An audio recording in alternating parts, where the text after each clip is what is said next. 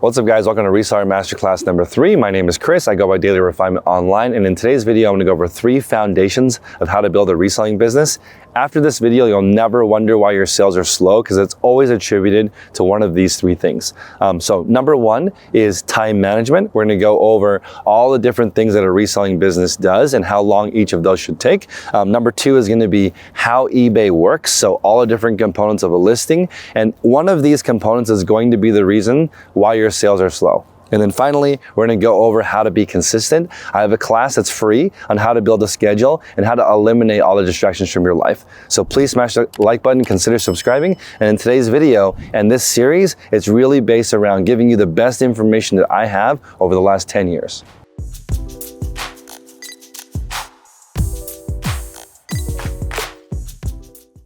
All right guys, so section number 1 is time management, and I'm going to break this into 2 sections, but there's 5 parts. The first section is sourcing. So this is being able to go somewhere and finding items that are $20 minimum profit and finding 3 items per hour. Now this is very difficult. It's going to require a large Rolodex of brands that resell really well, categories that resell really well, which ones to buy and what condition to buy them in. So this is going to take you some time, and I recommend that in the beginning you just go out and try to find one $20 profit item.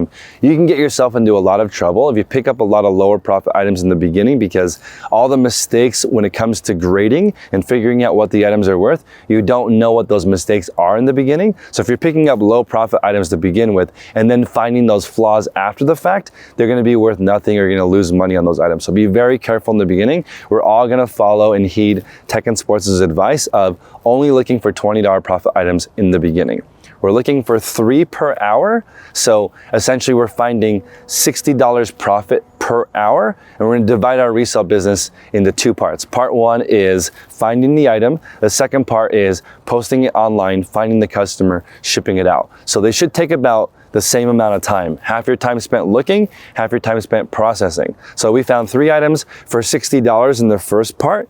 In the second part, we're gonna learn how to process at least 3 items per hour. And if you do the math, that ends up being $30 an hour. That's when you're just starting and figuring out how all the processes work. You're only gonna be able to process 1 item like every 20 minutes. So the part of processing in 20 minutes, I'm gonna go over the 4 parts of that, which is customer service, shipping, photography and listing, and resetting the 0. Now, customer service is the most important part of an eBay business, because if you don't take care of your account, you'll be suspended or you'll get lower search traffic because eBay doesn't trust you with their customers. So you have to learn how to do customer service quickly, answer offers, you have to learn how to take care of cases, returns. That's all really important. These 5 steps is what we go over in my eBay white pages inside of my Patreon group, which is at patreon.com/theresellerspodcast. But I'm gonna go over the basics of that in this video for free, but if you want a more in-depth look, it's in our white pages. Once you finish customer service, we're gonna get straight into shipping.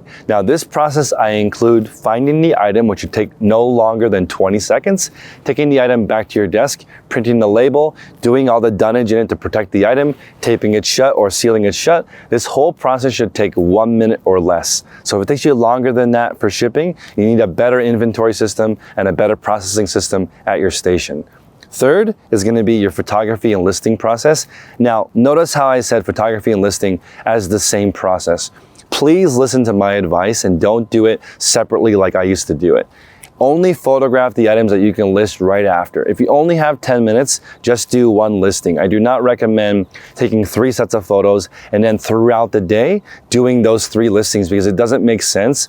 When you learn how to photograph and list an item all together, it only ends up being about 3 minutes total. So if you only have 10 minutes, I would rather you bust out 3 listings than take 10 sets of photos and have accomplished 0 listings. The reason is because if you photograph the item and list immediately after, you remember all the defects, you remember all the measurements, you remember the size of the item, the brand, you remember the item, and if you take the item from the photo station directly to your listing station, hold it in front of you while you list, you will produce the most accurate listings, which is really important. And if you don't think that's important, then when you do section 2 of this whole class today, you'll really understand how those mistakes compound and ruin your store. So step number 3 is photos and listing. It should take 3 or 4 minutes per listing.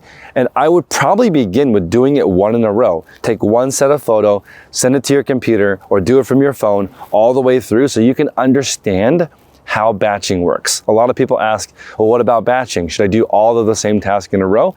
Yes, if you complete all the tasks start to finish and have a complete listing at the end. I wasted thousands of hours having unprocessed photos or listings that weren't, this next part, put away. So the 4th section in part 2 is what I call reset to 0. And this is putting all the items that you listed away. So for me, when I was increasing my listing goal, a lot of times I would do my photos and listing, but not actually put the item back, and it would get in the way and defects would start to happen. And in your eBay store, you want your defect ratio to be 0. You don't want any mistakes to happen because of you, because the penalty from eBay from traffic is so heavy that it almost throws your store into timeout for like a week or a month while you're trying to build that back up again. And if you have too many out of stock defects, you can actually get suspended. So be very, very careful on these 4 steps, which is customer service, shipping, photographs and listing, and resetting to 0. All right, guys, we're in section number 2 now, which is how eBay works. So you'll never have to wonder why your sales are slow after this section, because all the different components I go over in this section are how eBay gives you traffic. So if one of these sections is screwed up, you won't get traffic, and without traffic, you can't sell your items. So hopefully this will make sense. Let's start with number 1, which is photos. Most people are drawn to your listing when they see your photos. Right now, eBay is allowing up to 24 photos. Now remember, eBay is a search algorithm. So if you upload 23 of the same photos, the algorithm has data and will know that that's still only 2 photos. So make sure that you enter in as many photos that actually add value to the customer. So if it only needs 1 photo, then it only needs 1 photo. More photos will mean you rank higher, but again, just understand that more photos that don't add any value are not going to make you rank that much more. So don't get caught up on the number of photos. The main key, in my opinion, is having natural light, neutral background, and the best cover photo that you can, because you need people to click on the item, so you don't want it to be cluttered. So once you have the photos set up, and in our group, we actually have a photo section that you can look through and how to adjust your camera and how to set up the right settings and how to set up the right booth. That's all part of the group, but clean, natural photos, even taken outside, are gonna be just fine. Okay, number 2 is going to be the title. The order of what you have in your title and the keywords that you have in the title are paramount to actually getting people to find your item. So eBay is a search algorithm. If people type in what they're looking for and that doesn't match what you have in the title in the right order, it's gonna be harder for people to find you. And people might still be able to find it, but we're looking for the most optimized way for the most possible customers to find you with the title. The 3rd part is price. And the reason why I'm giving it to you in this order is because I'm looking at myself as a customer scrolling through eBay, trying to figure out what to buy. And so I'm initially gonna look at the title, the photos, and the price. Those are gonna be the main things. So whether you charge for shipping or don't charge for shipping, customers can see all that information and they can figure out what the total price of the item is. So these 3 things are gonna be really the most important things to get someone to actually click on your listing. Now, number 4 is, what category are you selling in? Is there enough traffic? Are people actually looking for your item? And how fast are these items typically taking to sell? If you already start in a category that's not that popular, don't have great photos, don't have a great price, don't have a great title, you're already setting yourself up for a huge failure. And if you get these 4 things right, if you get everything else wrong, you're still gonna sell your item. So these 4 things are the biggest ones. People will always ask, what's the best promotional rate I should use? What kind of tips and tricks can I do to zap the traffic and get more eyeballs? But they're not doing the basics right. So they're essentially looking for all these flashing neon lights when the item they're selling to begin with is the wrong item to sell on eBay. So first 4 things are always gonna be what category, pictures, your title, and your price, including shipping. That's gonna be huge. So I recommend that you charge for shipping, especially since we're selling pre-owned items and it's not that competitive, meaning you're not selling the exact same item as somebody else. It'll have different condition, different flaws, different features. So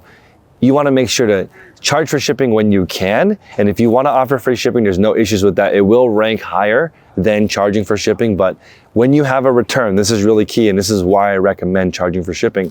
You don't have to pay for the buyer's original shipping on a buyer's remorse return. So somebody pays $20 plus $10 shipping and the item gets returned and it's their fault, you only have to return $20 of their money. If you do $3 free shipping, you have to return all $30 and pay for the shipping to return the item back to you. And that can get quite pricey, and most people just starting out can't afford that. So this is the main part of how your listings rank. If you're not doing these things, we don't need to continue on to the rest of it. But once that's all set, we go to the next part, which is item specifics. When it comes to item specifics, you want to make sure that the required ones are perfect with no errors, and this is the reason why. If you put the wrong brand or the wrong size or the wrong shape or the wrong feature, a customer might leave your listing because one of the things was wrong and you'll never know. And if that happens over and over again, eBay will stop serving your listing to people because you're essentially wasting their traffic. So it's really important to have only the correct item specifics in. For required, you have to fill them all out. For the recommended, fill out as many as you can accurately and specifically. And I'm gonna go over kind of a secret right now on how eBay evaluates how to rank people. And I haven't really talked about this on a lot of videos. So again, please smash the like button, consider subscribing, consider joining the group, because this is kind of the secret sauce. So eBay recommends an accurate description. So this is gonna be both the description that people see in the big section where you can write all the stuff about the item, and also the condition description. So if somebody gets an item and they say, you said it was new and it's not, or you said it was in excellent condition and it's not, or you said it's good, but it's actually broken. Accurate description is really important, and eBay doesn't really tell you when this is not perfect, but they definitely heavily grade you on how accurate your description is. And that comes down to item specifics, description, and the condition. Second, they're going to want you to have a reasonable shipping cost. So the most reasonable is 0, and then up from there, it becomes less reasonable. So offer the most reasonable shipping cost that you can. I recommend under $6 for first class and under $10 for priority if you can afford it. That's a reasonable shipping cost and will help you rank higher. Next is shipping speed. When you guys watch me do my Reseller Nirvana store, I actually had same-day shipping the entire time. I think that makes a big difference because you're letting eBay know that you're really serious about delivering the goods on time. In my current operation, we ship 7 days a week. So shipping speed is really, really important. Getting to the point where your post office person has a good relationship with you and they pick up, or you're dropping off directly and having them scanned, is huge. Shipping speed, according to eBay, starts with the acceptance scan, and the acceptance scan is not the same thing as the kiosk that you scan in manually. An acceptance scan is when a post office worker actually physically scans the item. So remember, if your sales aren't where you think they should be, it could be because of your shipping speed. And then finally, is communication, and definitely not a lot of YouTube channels talk about this, but the faster you can respond, the more offers that you can go back and forth with the customer, the more you are in it to win it, the more they're gonna actually help you rank higher. So this is really important, guys. On top of this, your account health, your feedback, these are also really, really important. And inside, your detailed seller ratings and your top rated seller status really depend on you doing the best job you can every single time. So one negative feedback, one defect, probably not the end of the world, but you wanna make sure to have your stats as perfect as possible. And in our group, we really, really stress going over the listing quality report, because it's essentially a report card of how good your store does in comparison to other sellers. So you want to rank above the fold when it comes to the search rankings, which means when somebody types in a search, if you're showing up on the first page, you have like an 80% chance of making a sale, and below that, you only have a 20% chance of making a sale. So you have to do everything in your power to show up in the first few listings, and that's what we go over in the group day in, day out, is how to be in the top, how to use the listing quality report to actually understand why your sales are slow.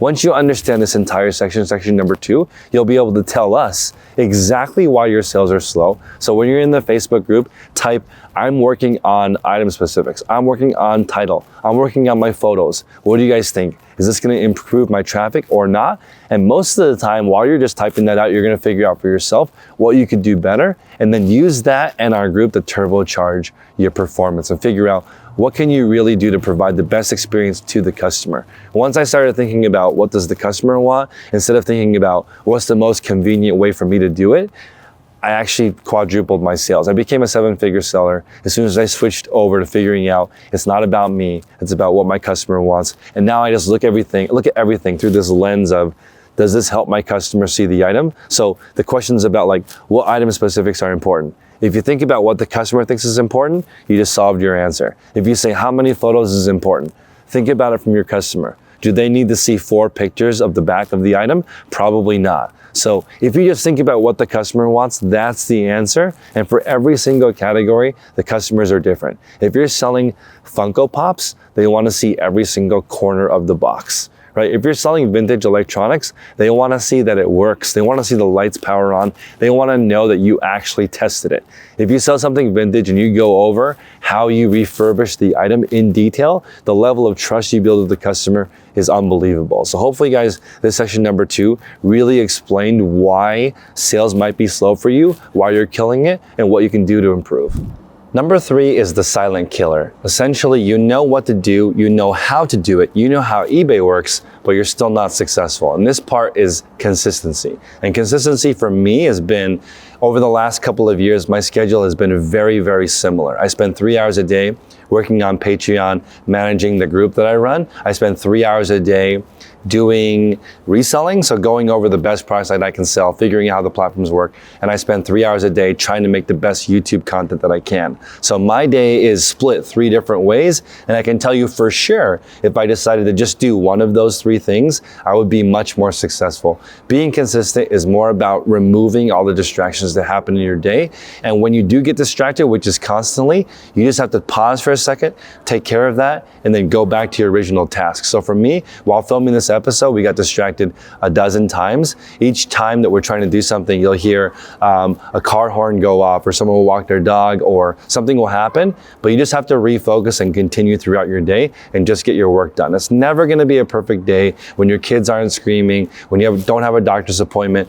You just have to get it done anyway. That's why I recommend getting reselling done in 1 to 3 hours a day, because the rest of your day is gonna be a whirlwind of other stuff that you never planned for. So being consistent, we have a course inside of Skillshare on how to build an actual schedule. So I recommend you take the course. We'll put the link in the description below. And that is really, really important because it'll help you determine what your priorities are and what's not a priority. And it'll make it a lot easier for you to say no. Because if you don't have a default no and a good reason why, you'll just default to doing the task that takes you off task. So appreciate you guys. Hopefully this is useful. Subscribe to the playlist. We'll see you guys next time.